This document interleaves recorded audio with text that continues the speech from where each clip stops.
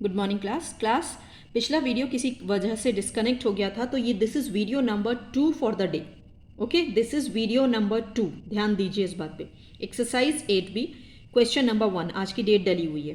पहला वीडियो किसी कारणवश डिस्कनेक्ट हो गया था। ओके, सो क्वेश्चन नंबर 1, एक वर्ग आकार मैदान का क्षेत्रफल 441 वर्ग मीटर है। मैदान का परिमाप ज्ञात कीजिए। तो वर्गाकार मैदान मैंने ये बना दिया। वर्गाकार मतलब इसकी चारों भुजाएं क्या है, बराबर है। अगर ये एक्स है तो ये भी एक्स है, ये भी एक्स है और ये भी एक्स है।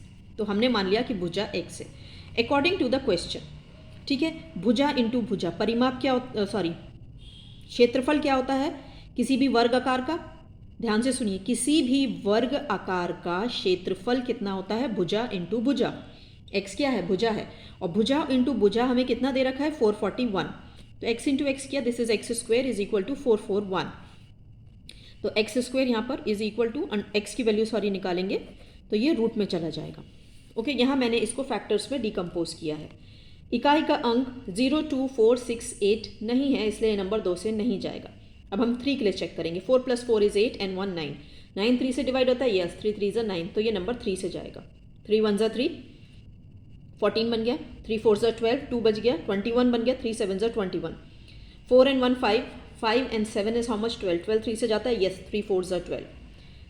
12 2 से भी जाता है, लेकिन ये टेस्ट ऑफ डिविजिबिलिटी 2 की नहीं है, ये 3 की है। ठीक है, 3 के लिए हमें सम देखना पड़ता है डिजिट्स का, तो ये 3 से जाएगा।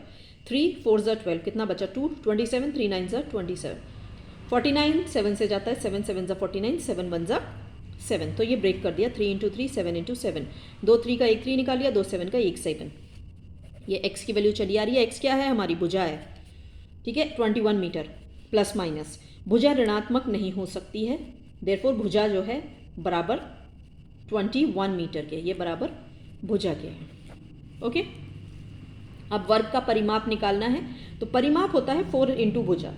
तो 4 इंटू भुजा कितनी है, 21 मीटर है, तो 21 इंटू 4 कर दिया, ये हो गया 84 सेंटीमीटर। ओके स्टूडेंट्स,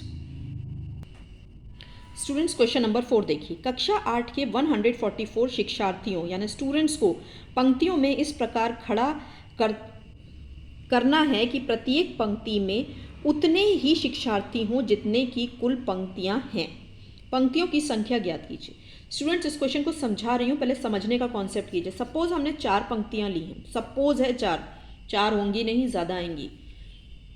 तो अगर 4 पंक्तियां हैं तो हर पंक्ति में स्टूडेंट भी हमें 4 ही लेने। अगर 10 पंक्ति है तो हर पंक्ति में 10 स्टूडेंट। अगर 15 पंक्ति है तो हर पंक्ति में 15 स्टूडेंट्स लेने हैं। तो हमें पंक्तियों की संख्या ज्ञात करनी है। तो हमने मान लिया पंक्तियों की संख्या x है। ठीक है ना, सपोज ये 4 है तो कितना माना हमने, हमें नहीं पता कि वो 4 है, 40 है, 400 है। ठीक है ना। अब इस प्रत्येक पंक्ति में शिक्षार्थी कितने हैं, जितनी पंक्तियों की संख्या है उतने ही हैं, तो ये हो गया x, ये हो गया x।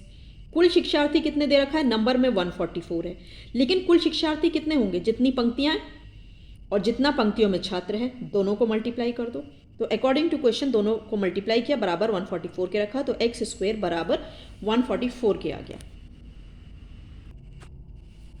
x बराबर 144 का रूट।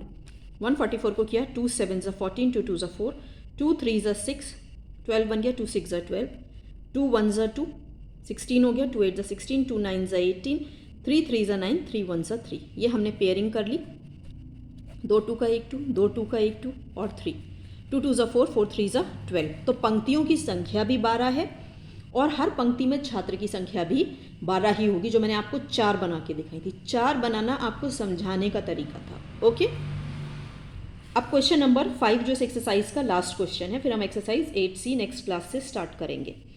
ओके, किसी संख्या के वर्ग का 3 गुना 192 है, संख्या ज्ञात कीजिए। आपको बस इस हिंदी को समझना है। हमने मान लिया संख्या x है। ठीक है, संख्या का वर्ग, वर्ग क्या होता है, संख्या को अब उसी से संख्या को संख्या से ही गुणा कर दें, x को x से ही गुणा कर दें तो हमें संख्या का क्या होगा, वर्ग मिल जाएगा। तो वो क्या हो गया, x into x, x square, उसका 3 गुना करना है। मैंने ये 3 गुना किया, कितने के बराबर है, 192 के बराबर। हमें संख्या ज्ञात करनी है, एक्स स्क्वायर की वैल्यू निकालनी है, 3 डिनोमिनेटर में चला गया, 3 6 ज़ा 18, ठीक है, 3 4 ज़ा 12, एक्स स्क्वायर आ गया 64, एक्स की वैल्यू कितनी आ गई, रूट कर दिया, प्लस माइनस 64। 64 को अब आप फैक्टर्स में डिकम्पोज कर लीजिएगा। ये काम आप खुद करके देखें क्योंकि मैंने कई सारे आपको करके दिखा दिए, मैं ओरली कर लेती हूँ। तो ये हो गया 2 into 2 into 2 into 2 into 2 into 2, 2 2 का 1 2 निकाला, 2 2 का 1 2 निकाला, 2 2 का 1 2, 2 2 ज़ा 4, 4 2 ज़ा 8। तो वो संख्या +8 भी हो सकती है और -8 भी हो सकती है। ओके स्टूडेंट्स, 64 का आपको फैक्टर्स निकालने हैं। आप ऐसे ना करके जैसे मैं कराती हूँ अभाज्य गुणनखंड करके, आप देख लीजिए 64 हमें कैसे मिल रहा है। 8 8 ज़ा 64 होता है। 8 को गुणा करिए, कितने में होगा, सॉरी गुणनखंड कीजिए, 2 इंटू 2 इंटू 2, 3 2 हो गए। एक 8 के 3 2, दूसरे 8 के 3 2, ठीक है ना, इस तरह से भी कर सकते हैं। Okay students, this was all for today. Complete your work, have a nice day.